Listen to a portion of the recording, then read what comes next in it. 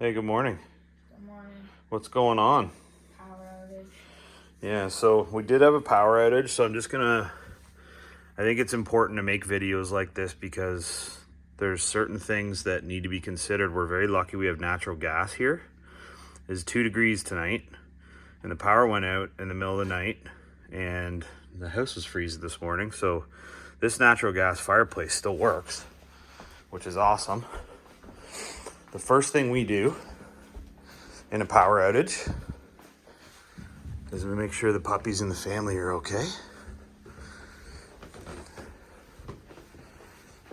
Just hang on a second. We come up to the big bathtub and we fill up the bathtub. This is enough water to keep my family alive for a month. That's probably 500 liters or a couple hundred gallons of water. So that's the first thing we always do. Whether we need it or not doesn't really matter. Now, in a house like this, I made a mess here because I've been looking for stuff. But I'll show you what I was looking for. We have a sump pit and a sump pump. And this morning, the pump obviously wasn't working. So here we are with a significant amount of water, really high iron content in the water here. But you can see how much water's coming into that. That sump pump was obviously not working because we didn't have any electricity. So, fortunately, these little guys saved the day. So I've got a couple of Ecoflows. Right now what I'm doing is I don't know if I can see it from here. There's a little Yamaha generator out there. I wish I had my Honda 3000 here. It's much quieter. But it's effectively charging the first solar generator, which is effectively charging the second solar generator. So what we're gonna do in a short amount of time here is we're gonna take this one, plug the fridge into it, save the food. We're gonna leave that one there and make it run the sump pump. And in here, and this is how we feed our family, this little guy is running the freezer. So the freezer stays nice and cold. It only cycles a small amount. So this little one, I used to think this was the way to go. In my opinion, the Ecoflow stuff works better. This just doesn't have enough power. And fair enough, Blue Eddy does make bigger ones. But, oh, it is running a little bit. Yeah, so that's going to protect all the meat, right? We want to make sure we don't lose all of our meat. We buy all of our meat at one time during the year. So yeah, I got an inventory of things that can help us sort of keep the systems running. But the cool thing about these, let's just get some, so that's full right now. It's taking in 1136 watts. It's pushing out 1125 because it's charging this one. These are amazing little solar generators because they'll pull over 1,000 watts if they're on AC power. So that's going to take 48 minutes to charge all the way up. We'll see. So we'll let that go and do its thing.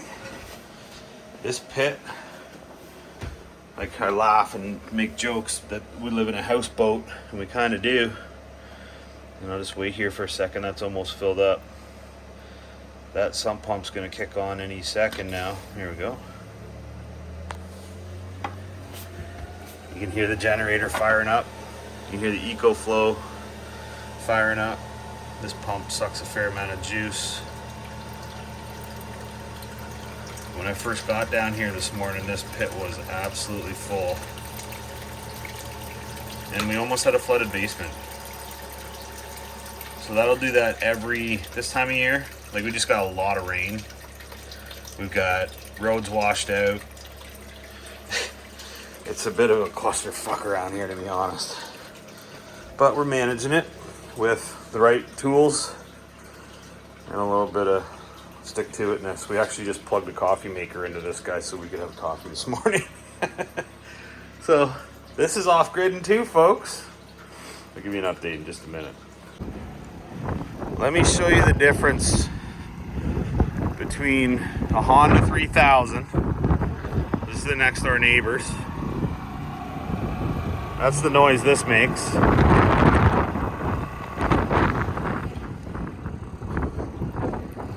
And a 2000 watt generator.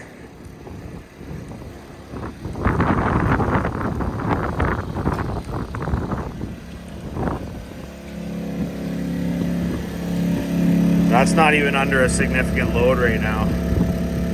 So the bigger generators work less under load than the smaller generators do.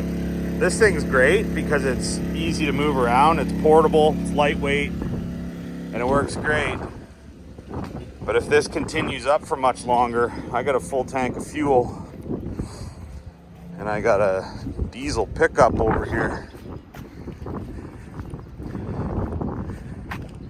Need to go fill up this fuel tank. Right here we have a generator as well, and that's a 2000 watt generator. So I may run the truck later once we run out of a tank of fuel. But for now, this little Yammy's running fine. I would imagine under this kind of load, I should be able to get 8 hours out of it before it dies. And then we'll just fill her back up. They're reliable, they start easy, they're lightweight.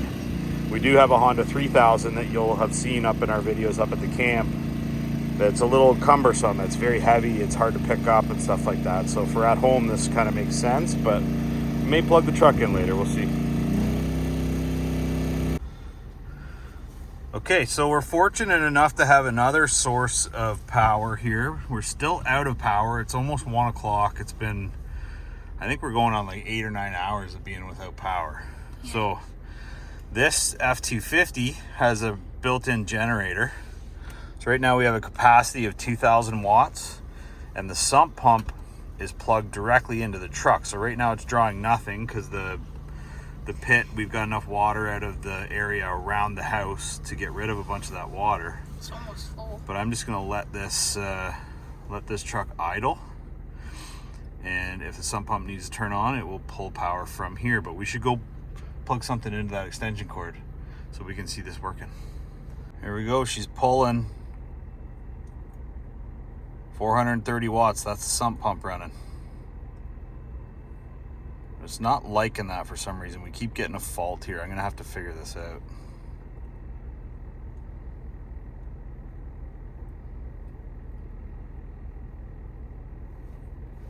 It's pulling once for a short amount of time. Yeah, it should be able to pull that consistently. Oh. I just heard the fans turn off. This isn't working properly. I'm gonna have to figure out. It's only trying to pull 400 watts. It's supposed to be able to use 2000. So clearly we got something we're doing wrong here.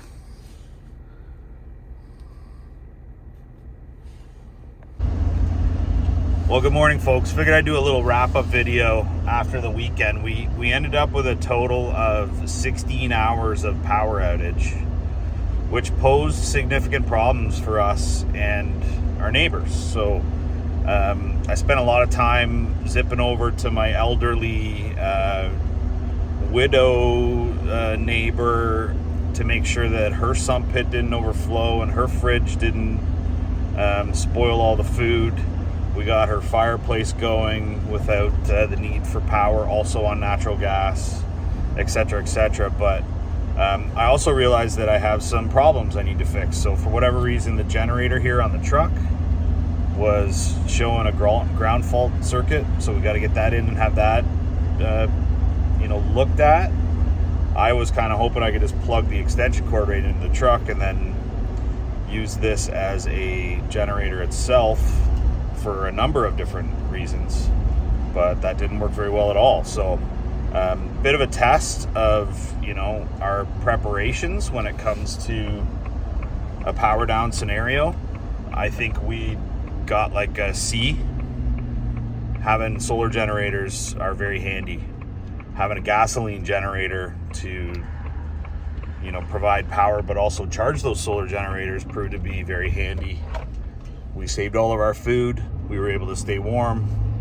We had enough water. We had everybody in a pretty good spot. So definitely going to give ourselves a C. It wasn't a fail. We were able to get through and help the neighbors, but lots to learn as always with anything off grid. So good little test of the systems. Take it easy.